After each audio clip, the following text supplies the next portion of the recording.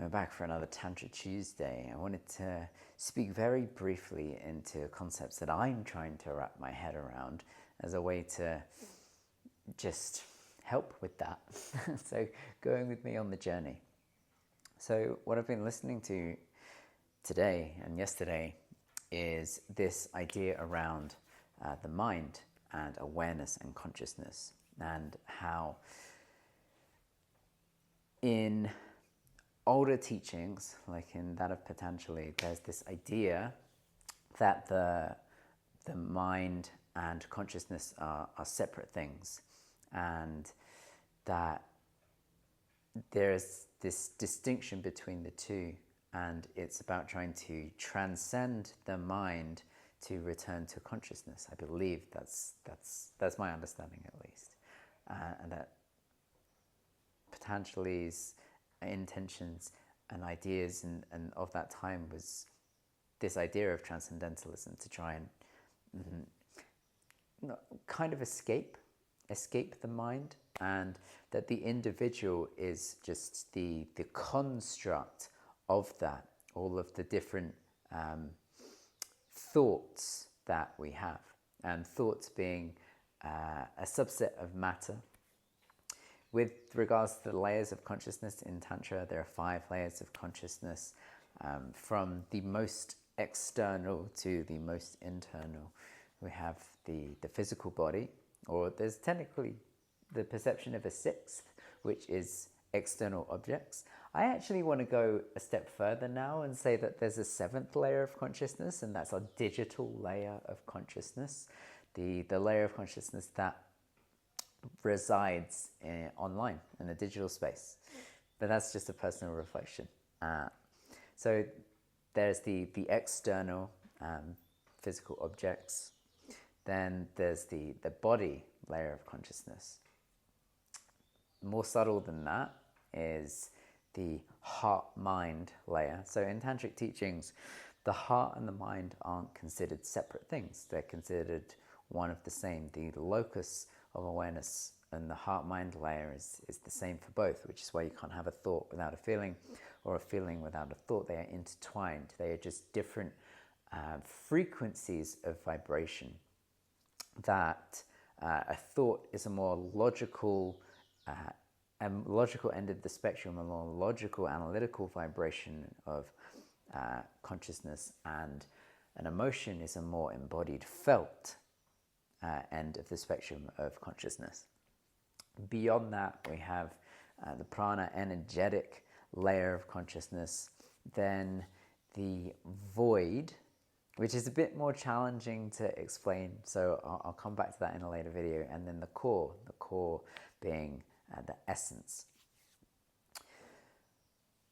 So in Patanjali's ideas, the mind is matter, and it's something to transcend. It's not divine. It can't be divine because it's material. It's matter-based. And this is where tantric teachings differ.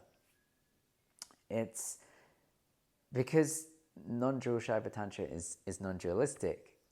All of it is divine. All of it is an expression of divine consciousness. And this is where it's kind of getting into, where this idea of pure divine consciousness, or pure consciousness, if you will, and then individualized consciousness, and then mind. And rather than them being separate things, they are different states of consciousness. So the analogy used to explain this is H2O. So we experience H2O in 3 different states. We have steam, water, and ice. They're all expressions of H2O, but just in differing states. Really, in a similar way, they're different vibrations of the same thing.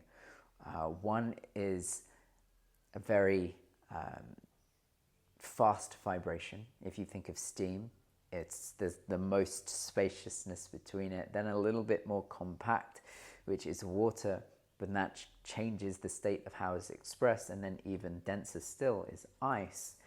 All the same molecule, but just packeted differently. And so we experience them differently. And so consciousness is seen as the same thing. That in its purest, most liberated expression, it is pure consciousness. It is. It has no obscurification. There is no concealment. I'll get to probably in another video the powers of God, and concealment being one of them. Powers or actions? It skips my mind right now. No, actions of God. Thank you. Actions of God and concealment. With regards to that, then, consciousness that has the most liberated expression of itself and a beginning of contraction, a beginning of concealment, where it's limited in the sense that it is individualized, is the next expression of that. And then even further concealment still is the mind, where it focuses on the duality of existence, that two things existing simultaneously. I'm distracted by this very little cat. In the mind,